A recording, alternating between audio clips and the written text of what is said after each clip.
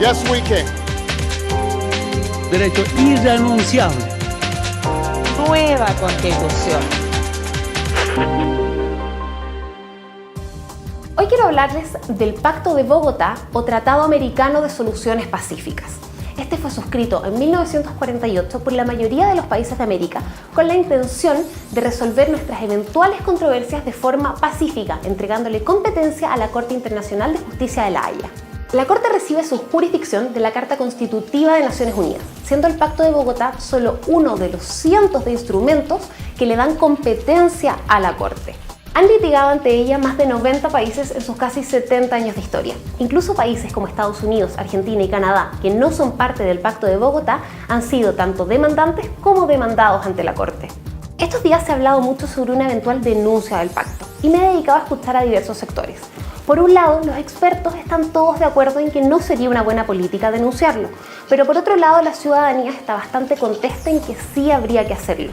¿Por qué esta diferencia?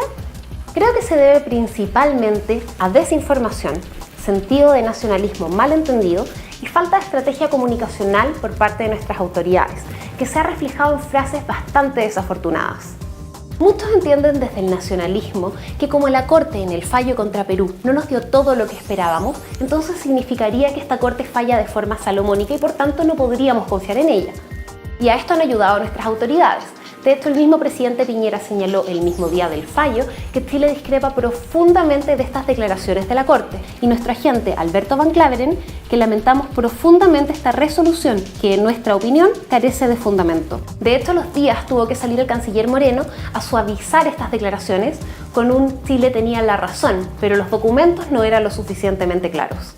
Lo positivo de que este tema esté en la contingencia nacional es que se provoca un debate y es particularmente bueno en un país que percibe que las relaciones exteriores se tratan en cuatro paredes y por una élite. Lo que no me parece es el populismo que esto atrae. Creo que es muy poco serio que un gobierno saliente plantee una política pública tan a largo plazo como lo es la denuncia de un pacto, sin analizar los pros y los contras con un estudio, sobre todo si no hay un pronunciamiento oficial del gobierno entrante. En lo personal, la denuncia del pacto me parece un error gravísimo en dos planos.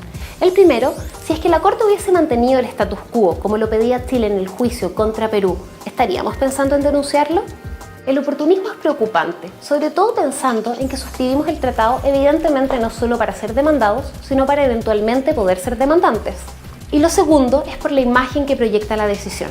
Chile es un país activo en la comunidad internacional, lo que nos ha hecho ganar un prestigio que nos tiene como miembro de dos de los órganos principales de Naciones Unidas, el Consejo de Derechos Humanos y el Consejo de Seguridad. ¿Estamos realmente dispuestos a tirar por la borda todo el trabajo que nos ha costado llegar hasta ahí? Además, hay que considerar qué ventajas podría tener esta denuncia. Respecto a temas limítrofes con Perú, el tema marítimo está zanjado y la Corte no tiene competencia para conocer sobre temas terrestres. Con Bolivia, la demanda ya está presentada, por tanto vamos a tener que acatarla de todas maneras aunque denunciáramos hoy el pacto. Y con Argentina, la única delimitación pendiente es la sección B de Campos de Hielo Sur, que si no podemos negociar, bien podríamos llevar a arbitraje. También es importante saber que la denuncia del pacto tiene efecto un año después de presentada. Por tanto, durante ese tiempo, seguiríamos siendo susceptibles de recibir nuevas demandas. Además, existen decenas de tratados específicos suscritos y ratificados por Chile que entregan competencia a la Corte Internacional de Justicia para resolver eventuales controversias que puedan suscitarse en la aplicación de ellos. Con todo esto en mente, ¿vale la pena? Lo más probable es que a futuro se susciten problemáticas en las que necesitemos a la Corte más que aquellas en las que nos veamos arrastrados a ella. Llegó el momento de ponerle seriedad a la discusión y pensar en las reales consecuencias de nuestras acciones en política exterior.